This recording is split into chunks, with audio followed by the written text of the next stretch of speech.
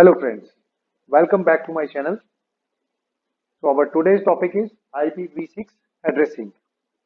आज हम पढ़ेंगे कि IPv6 addressing क्या है और क्या एडवांटेजेस हैं IPv6 एड्रेस में ओवर IPv4 एड्रेसिंग। तो चलिए फ्रेंड्स वीडियो स्टार्ट करते हैं। तो मैं आप लोगों से रिक्वेस्ट करूंगा कि अगर आप लोगों ने हमारा चैनल सब्सक्राइब नहीं किया तो प्लीज इसे सब्सक्राइब करिए, और अगर आपको ये वीडियो यूजफुल और नॉलेजेबल लगे तो प्लीज आप ज़्यादा से ज़्यादा शेयर एंड लाइक करिए।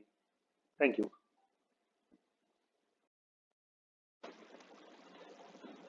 तो फ्रेंड्स IPv6 एड्रेसिंग जो है वो कितने बिट की है? 128 बिट एड्रेसिंग।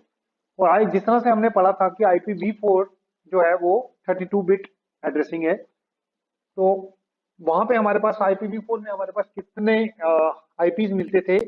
वो थे 4.3 बिलियन अप्रोक्सीमेट। जैसे कि हम लोग ये पढ़ चुके हैं कि वो किस तरह से थे 4.3 बिलियन। अब यहाँ पे जो 4.3 बिलियन नंबर कैसे आया था? वो हमारा आया था 2/32, तो इक्वल्स टू 429 समथिंग करके नंबर आया था, तो इसीलिए हम 4.3 अप्रोक्सीमेट वर्ड यूज करते हैं। तो यहाँ पे जो हमारा फिगर बनेगा दैट इज 2/128। अब वो फिगर क्या आएगा?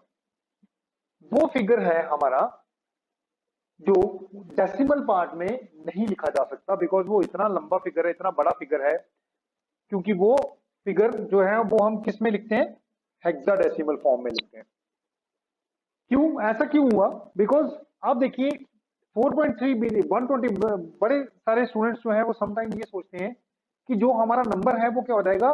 4.3 का डबल हो जाएगा। मींस जैसे 32 बिट है, 32 बिट का डबल होता है 64 एंड 64 का डबल होता है 128। तो स्टूडेंट्स सोचते हैं कि जो हमारा नंबर होगा वो क्या होगा? 4.3 का डबल हो जाएगा 8.6, एंड 8.6 का जो डबल होगा वो हमारा नंबर बन जाएगा किसमें?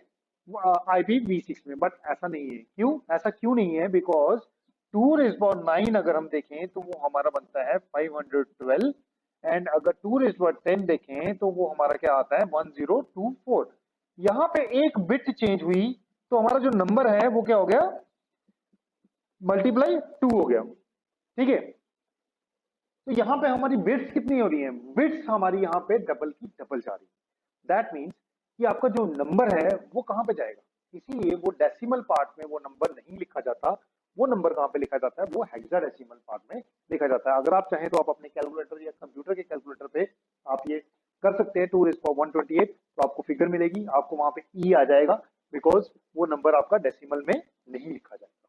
ठीक है, तो नेक्स्ट पार्ट अब जो हमारा देखेंगे कि IPv4 में हमारे पास जो रिप्रेजेंटेशन थी वो क्या थी? डॉटेड डेसिमल नोटेशन थी। हम लोग कैसे लिखते थे, रिप्रेजेंट करते थे अपने IPv4 को?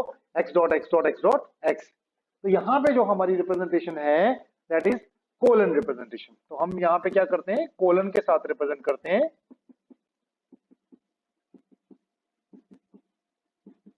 ये हमारे पास कितने हेक्सास हैं टोटल? 8 हेक्सास हैं। 8 हेक्सास जो है, एक हेक्सा हमारे पास कितने बिट का होता है? 16 बिट का। जैसे कि हमने वहां पे देखा था हमारे पास एक एक्स जो था वो कितने बिट का था? 8 ऑक्टेट का था, 8 बिट का था, जिसे हम क्या कहते थे? ऑक्टेट। यहाँ पे हमारे पास एक एक्स जो है वो कितने बिट का है? 16 बिट का है, जिसे हम क्या कहते हैं? हेक्सा। और यहाँ पे जो हमारे हेक्सा, अब हेक्साडेसिमल जो नंबर्स है वो कैसे लिखे जाते हैं? 0 से स्टार्ट करते हैं, 0 1 2 3 एंड सो ऑन 9। 9 के बाद जो 10 आता है, 10 को हम क्या लिखते हैं? A B C D E and last number is F। तो ये नंबर्स जो है हमारे हेक्साडेसिमल में चलते हैं। तो अब उसके बाद हम यहाँ पे देखेंगे कि एक x की वैल्यू क्या है। x की वैल्यू जो क्या आएगी हमारे पास? x 0 0 0 0, ये हमारी आएगी x की मिनिमम वैल्यू। अब ये 4 जीरोस क्यों आए? बिकॉज हेक्साडेसिमल का जो बेस जो है वो क्या होता है? 16, और वो बेस कैसे आता है? 2⁴। बिट्स कितनी हमारे पास? Total 4 bits. इसीलिए हमने यहाँ पे कितनी बिट्स लिखी? 4। और मैक्सिमम पार्ट क्या होगा? जिस तरह से हमने देखा मैक्सिमम बाइनरी में मैक्सिमम नंबर क्या था? 0 and 1। 1 is maximum, minimum is 0। यहाँ पे हमारा मिनिमम क्या है? 0, और मैक्सिमम क्या रहेगा? f f f f f 4 times f। तो ये बन जाएगी हमारी रेंज एक x की दैट मीन्स कि एक x के मिनिमम रेंज बनेगी हमारी 4 zeros एंड मैक्सिमम रेंज क्या बनेगी 4f। अब ये कॉन्टिन्यूसली कैसे चलते हैं numbers 0 0 0 1 and then 2 and then so on करते करते जब ये पहुंचेगा हमारे पास 0 0 0 f, फिर हमारा क्या नंबर बनेगा 0 0 1 0 एंड देन सो ऑन करते करते जब ये f आएगा तो फिर ये क्या बनेगा 0 0 2 0 एंड देन जब एक टाइम पे जब ये आएगा 0 0 f f, देन उसके बाद क्या नंबर आएगा 0 1 0 0 एंड अगेन नंबर वैसे ही स्टार्ट होंगे और लास्ट में एक टाइम पे हमारे पास क्या आया नंबर मिलेगा f f f f। तो यहाँ पे हमारे पास कितने हेक्सास हैं 8 हेक्सास हैं because 16 plus 16 plus 16 plus 16 so on plus 16 is equal to 128। तभी हमारे पास ये कितने बिट्स का बना 128 बिट आईपी एड्रेस। ठीक है, तो यहाँ पर रिप्रेजेंटेशन क्या आती है हमारी कोलन रिप्रेजेंटेशन, जिसके अंदर हमने हेक्सा यूज किए। एक एक्स को हमने क्या बोला कि वो क्या है हेक्सा है, और एक हेक्सा जो है वो कितने बिट का होता है 16 bit address. Now next part जो है हम देखेंगे कि अगर मैं एक आईपीस, इसके अंदर आईपीस किस तरह से होते हैं। तो फ्रेंड्स ये हमारे पास एक रैंडम IPv6 एड्रेस है जो रैंडमली कोई भी नंबर मैंने चूज कर लिया। तो यहाँ पे देखेंगे ये हमारा फर्स्ट हेक्सा है, ये second, third, fourth, fifth, six, 7 and 8। तो यहाँ पे टोटल 8 हेक्सास हमने रखे हैं और हर किसी को रैंडमली नंबर दे दिया है विद रिप्रेजेंट किसके साथ किया है कोलन के साथ रिप्रेजेंट किया है। तो अब देखिए यहाँ पे फ्रेंड्स जो नंबर है वो काफी बड़ा नंबर है, तो ये याद रखना भी मुश्किल है और हम इजीली किसी को बता भी नहीं सकते हम इस तरह से नंबर यूज करेंगे। तो IPv4 में हमने देखा था कि 4 ऑक्टेट्स थे, नंबर्स याद रखना आसान थे, तो इजीली हम उनको रिप्रेजेंट भी कर सकते थे। तो यहाँ पे रिप्रेजेंटेशन जो इतनी बड़ी है उसको रिजॉल्व करने के लिए हमने एक फॉर्मूला है हमारे पास, तो उसको हम बोलते हैं एब्रीवेशन रूल्स। तो IPv6 एब्रीवेशन रूल्स। तो फर्स्ट रूल कहता है कि all the leading zeros may be avoided. According to rule 1 my IP will be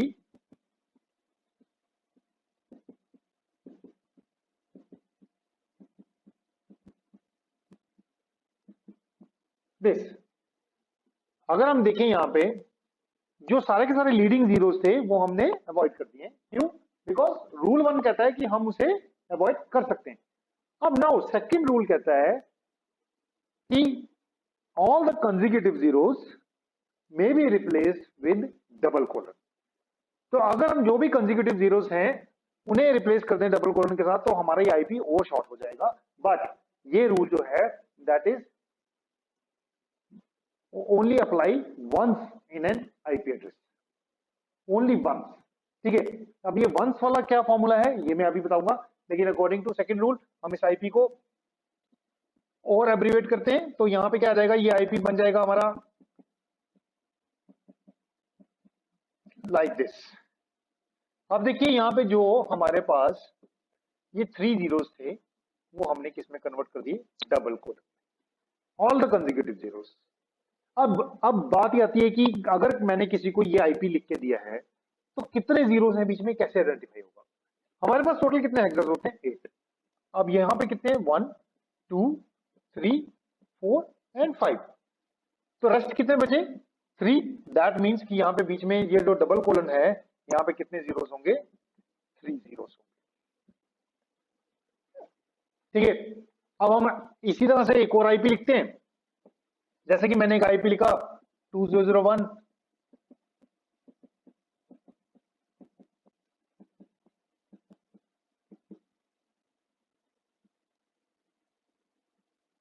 ये। अब इसको अगर हम करना चाहें, इसमें हमारे पास कंसेक्यूटिव जीरोस जो हैं वो कितने हैं 6 हैं। तो अगर हम इस आईपी को बनाना चाहें एब्रीवेशन रूल्स के साथ, इसको अगर हम क्रिएट करें तो ये हमारे पास बन जाएगा 2001 double colon 1। It is a very simple IP. Simple IP, कोई भी इजीली रिमेंबर कर सकता है, इजीली इंप्लीमेंट कर सकता है। तो हम यहाँ पे देख सकते हैं कि यहाँ पे 2001:1 is a very simple IP. अगर हम IPv4 लें तो उससे भी ये छोटा आईपी है। तो सिंपल है। अभी हमारे पास कितने हेक्सास यूज हो रहे हैं, 1 और 2, कितने बचे पीछे, 6। तो दैट मीन्स कि जो ये डबल कोलन है that has been replaced with 6 zeros। Okay, तो इस तरह से हम एब्रीवेशन रूल्स के साथ इनको प्रॉपरली मैनेज कर सकते हैं। ठीक है, तो ये थे हमारे IPv6 का एक बेसिक आर्किटेक्चर कि किस तरह से हमारे IPv6 को रिप्रेजेंट किया जाता है और किस तरह से IPv6 में आईपीस को रैंडमली हम लिख के देखा कि किस तरह से IPv6 को लिखा जाता है। अब सेकेंड पॉइंट ये है कि जो IPv6 है उनके अंदर सबनेट मास्क होता है या नहीं होता। तो यहाँ पे हमारा सबनेट मास्क नहीं होता है, यहाँ पे हमारा सिर्फ क्या होता है, प्रीफिक्स होता है। यहाँ पे सिर्फ हम प्रीफिक्स के साथ चलते हैं। There is no subnet mask in IPv6 addressing. ठीक है, तो अब नेक्स्ट हम एक इसका आर्किटेक्चर देखेंगे कि आर्किटेक्चर क्या है IPv6 एड्रेसिंग का। तो देन उसके बाद फिर हम एक प्रैक्टिकली इसको इंप्लीमेंट करके देखेंगे ऑन सिमुलेटर कि किस तरह से हम इसे प्रैक्टिकली इंप्लीमेंट करते हैं IPv6 एड्रेसिंग को और किस तरह से कम्युनिकेशन होता है IPv6 एड्रेसिंग में।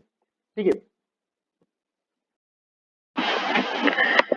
तो फ्रेंड्स अब हम IPv6 का हेडर डिस्कस कर लेते हैं कि IPv6 का हेडर क्या है और क्या क्या उसमें पार्ट्स हैं। जो सबसे पहले जो हम देख रहे हैं IPv6 जो टोटल हमारा कितने बिट का है, 32 बिट का हेडर है, जिसमें वर्जन जो है सबसे पहले वो 4 बिट का है। जैसा कि हमने IPv4 में भी यही देखा था कि सबसे पहले जो वर्जन है IPv4 का है वो भी 4 बिट का ही है। तो IPv4 में यहाँ पे जो वर्जन है वो क्या है, 0110, जिससे कि ये पता चलता है कि ये कौन सा वर्जन है IPv6, like 0110 is decimal equivalent to 6। तो अगर किसी भी हेडर में जो हेडर हमारा स्टार्ट होता है उसका वर्जन 0110, दैट मीन्स कि वो कौन से एड्रेसिंग का हेडर है,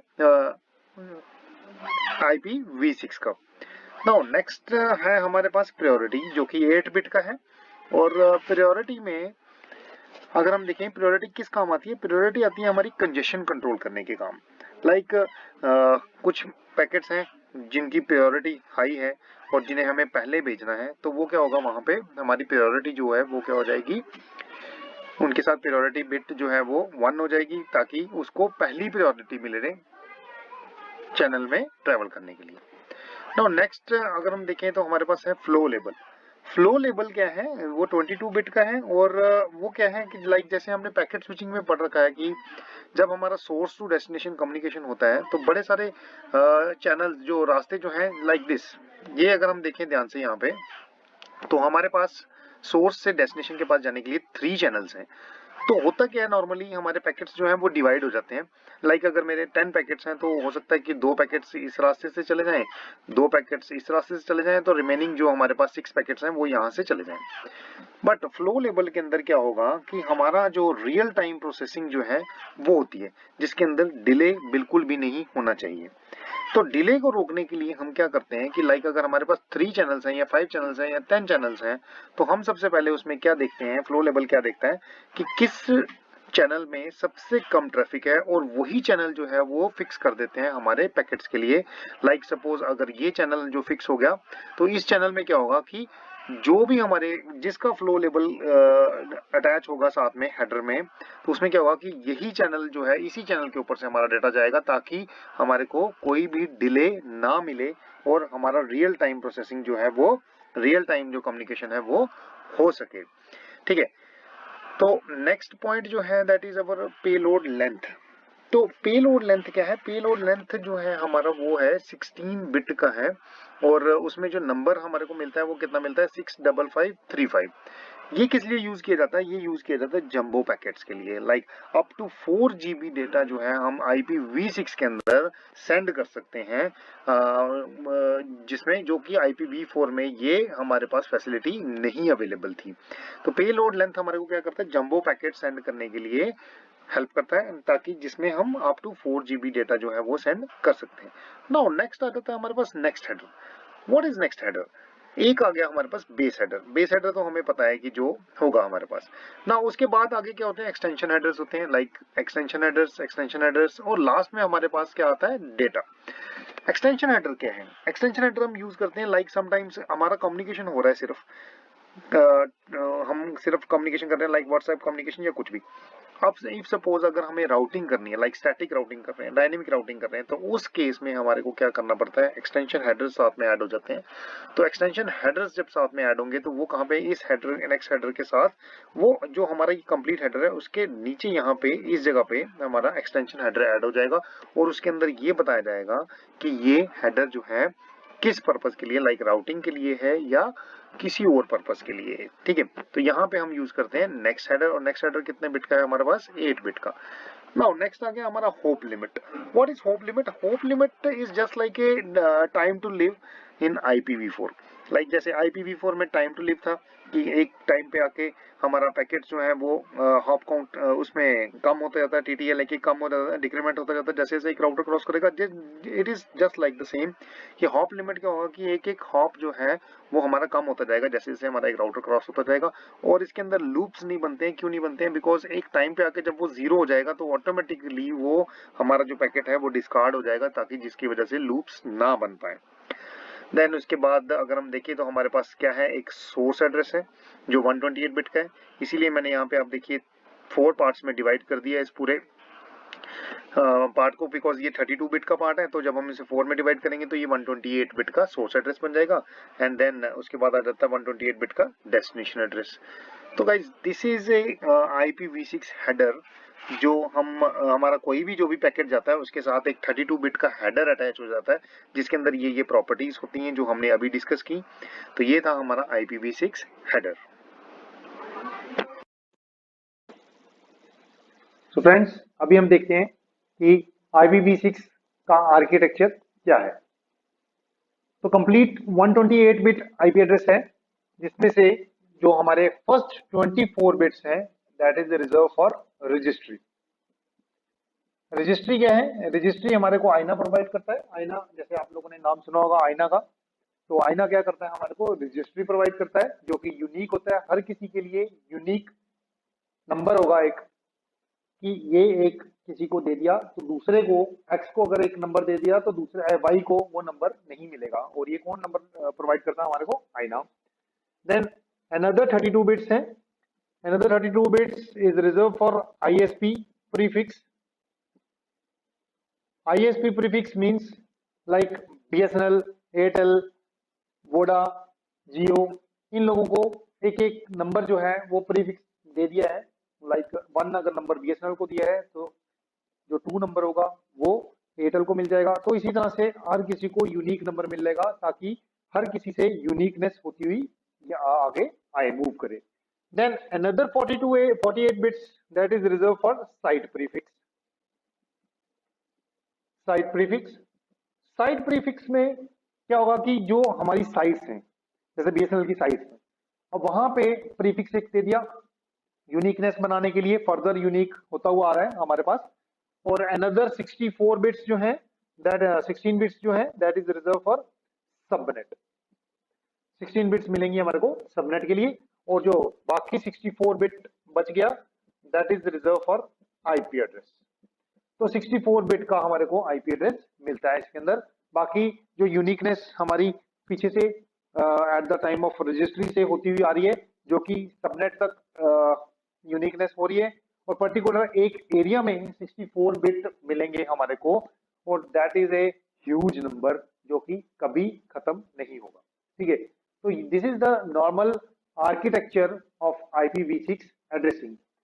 अब बात आती है प्रीफिक्स की। अब प्रीफिक्स जो इसमें डिफॉल्ट रहता है दैट इज 64। वो क्यों रहता है? बिकॉज अभी हमने आर्किटेक्चर देखा कि 64 बिट जो है वो हमारे पास IPv6 का एड्रेस है। बाकी जो पार्ट है फर्स्ट 64 बिट हम मान सकते हैं, जिस तरह से हमने IPv4 में पढ़ा था उसी तरह से हम मान सकते हैं कि जैसे वहां पे नेटवर्क पोर्शन है जो, वो हमारा फर्स्ट 64 बिट है, और जो अनदर 64 बिट है that is our host part. तो इसलिए हम 64/64 जो होगा वो हमारा क्या होगा? प्रीफिक्स होगा। जिसमें से अगर हम यहाँ पे देखें 2001 0 0 0 1 2 B,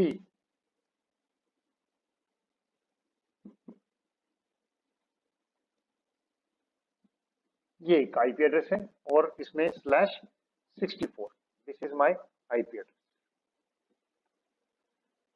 /64 is the default prefix of IPv6 address.